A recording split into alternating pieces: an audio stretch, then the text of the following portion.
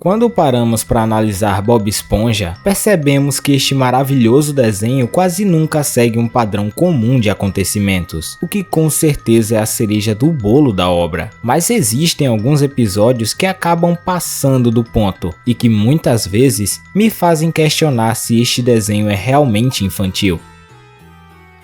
Hoje nós iremos falar do episódio 17 da primeira temporada, Fenda da Pedra, episódio muito sombrio e característico do desenho. Hoje a gente vai analisar cada ponto, discutir teorias, pensar no que pode estar acontecendo nessa total estranheza. Meus amigos, eu me chamo Thiago Rocha e seja bem-vindo ao meu canal.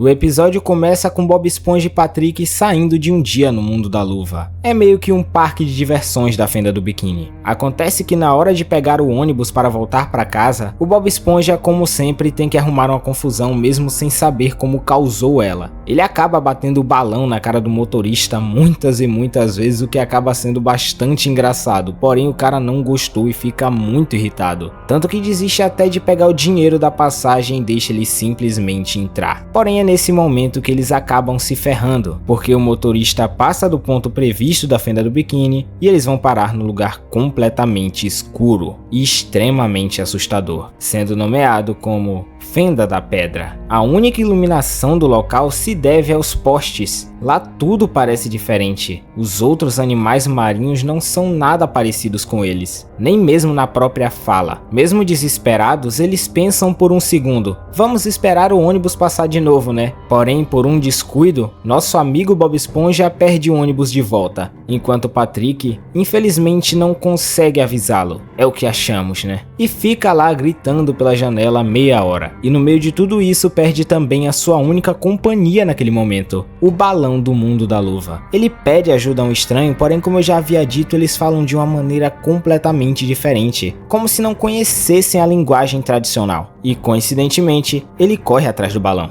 Mas o Bob não desiste, ele promete ficar atento para desta vez conseguir pegar o ônibus, mas infelizmente ele o perde diversas vezes de uma maneira bem estranha. Percebam que ele faz diversas artimanhas para conseguir pegar o ônibus. Digita mais rápido na máquina de chocolate, faz um Bob Esponja falso, mas ainda assim o ônibus continua passando direto, como se quisesse deixá-lo ali para sempre. Insatisfeito mais uma vez, ele vai à rodoviária procurar saber quando passa o próximo ônibus. Porém é sacaneado mais uma vez, pois o cara fala que passa daqui a 5 segundos, aí já viu, né? E é aí que o desespero simplesmente bate.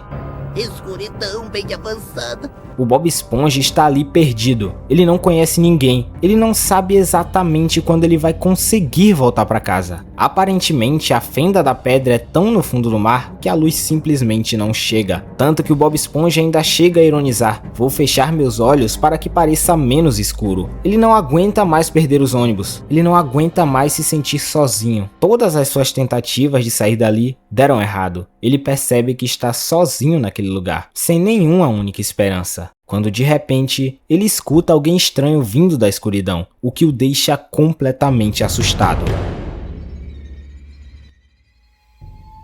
Então ele acaba correndo rapidamente e batendo de cara com o tal ângulo, que no caso é uma parede. Mas olha só que coincidência, essa tal coisa que estava atrás dele é aquele peixe que estava tentando falar com ele antes. Tentando entre muitas aspas, porque ele não estava entendendo nada. Pelo menos foi o que ele fez a gente acreditar. E ele finalmente devolve o balão pro Bob, o que o faz flutuar novamente para a Fenda do Biquíni, mostrando que lá ainda estava de dia. Ou seja, comprovando a teoria de que lá é tão fundo que nem a luz chega a dar as caras. No final do episódio, o Bob volta para casa, mas o Patrick passa com outro ônibus em direção à Fenda. O bicho é muito burro, ou talvez não. Até aqui o episódio parece completamente diferente de todos os outros que até então tinham vindo. Algo com uma proposta um pouco mais assustadora, mas obviamente não sendo tão melancólica porque é um desenho para crianças. Mas quando a gente cresce e começa a pensar um pouco mais nos acontecimentos aqui, sabemos que tem alguma coisa de errada. E é aí que a gente chega nas teorias.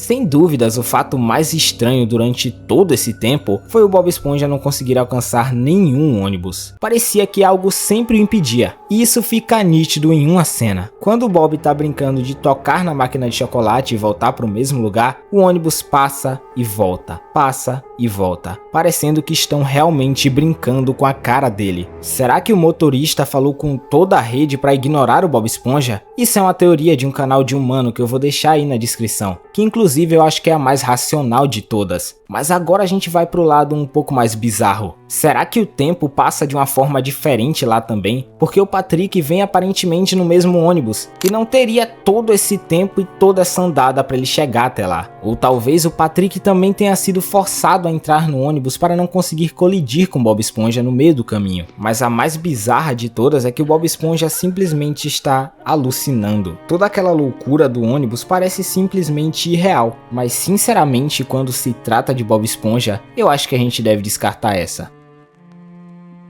Pensando em algo para as crianças, eu acho que este episódio é simplesmente fenomenal. Ele não apela tanto pro horror direto, mas ele simplesmente fala por si só, seja na paisagem, no desespero do Bob Esponja, ou no nosso próprio desespero se colocando na pele dele. Sem dúvidas é algo que poucos desenhos conseguem fazer nos dias de hoje, e é por isso que eu amo tanto este episódio. Mas e aí, qual que é a sua teoria? O que você acha? Pode deixar aí nos comentários que eu vou estar lendo todos, tá bom? Se vocês quiserem que eu traga mais episódios do Bob Esponja ou então de qualquer outro desenho, pode estar comentando aí que eu vou estar fazendo também. Agradeço muito a você que assistiu até aqui e prazer. Thiago Rocha.